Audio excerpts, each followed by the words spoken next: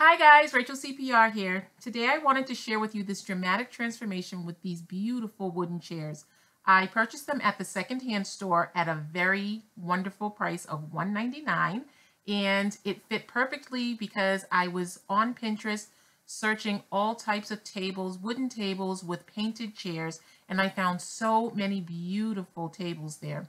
And so I decided to DIY a little project of my own. When I saw this last set, I was so happy and I knew that's exactly what I wanted. And so I hope you enjoy this process. Bye guys.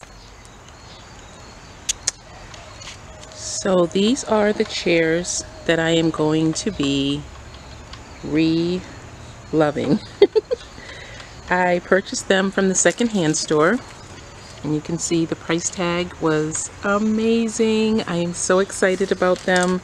They are nice sturdy chairs, and it's so funny because when I asked the clerk to take them down off of the rack for me, everyone in the store was looking at me in such a weird way, like, what is she gonna do with those chairs?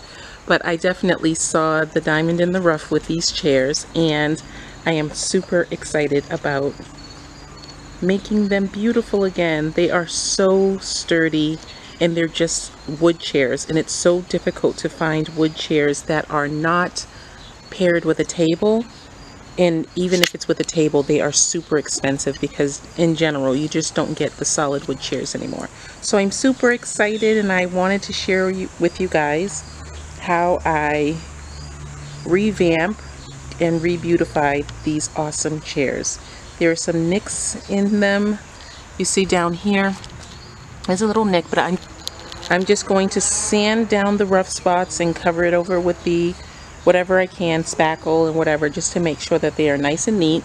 And I have 2 armchairs, and then I have 3 of the regular side chairs, and that is perfect for what we need because we have a bench at our table as well, which I'm going to coordinate with the seating on these chairs right here. So I'm going to get started by cleaning the chairs and removing the seat cushions.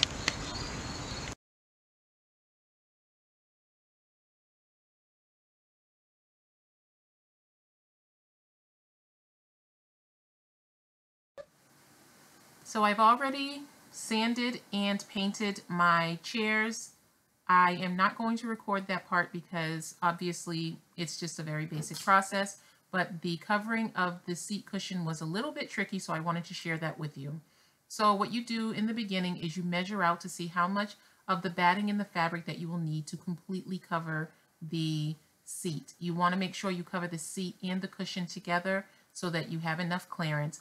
And you don't want to cut out too much of these things because you don't want to cover up the holes that you have to return the screws to in order for you to attach them to the chairs. And that's a really important thing because I didn't do it with the first one, and I had to find the holes and cut out spaces for them. So it's just a step that you can avoid if you just don't cut the fabric in the batting out too big. And you also waste fabric that way. So I am here cutting out the fabric, and I'm going to cut it a little bit bigger than my batting because I want the fabric to completely cover the batting without going into the area where I shouldn't go.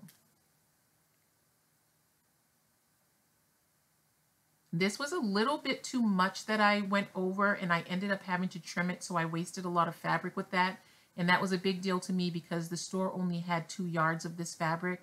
And so I wanted to make sure that I would have enough for the entire thing. And so each little inch of the fabric was something that I was trying to hold on to. So once again, I am attaching or adding the pieces of the cushion so that I can start stapling the batting onto it.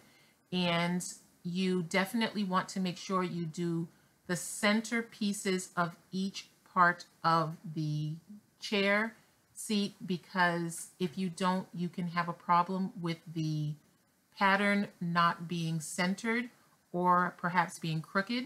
So you just secure all 4 pieces first, and I did that with the batting, but then with the fabric, which was the really important part, I anchored the entire bottom section, which you don't want to do.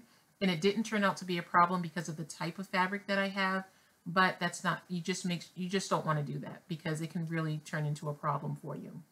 Here I am just cutting the corners because I don't want them to be too bulky, because like I said, when it goes to adding the chair seat back to the frame of the chair, you will have a problem if there's too much fabric on the corners or any part of it.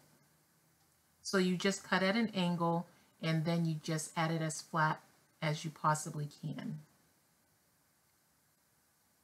I am not going to record the part, or should I say I'm not going to show you the part of this recording where I add the fabric, staple the fabric on, because I did exactly what I was not supposed to do. And so you would definitely want to add the pattern of the fabric the way you added the batting, not what I'm doing, so I won't show you.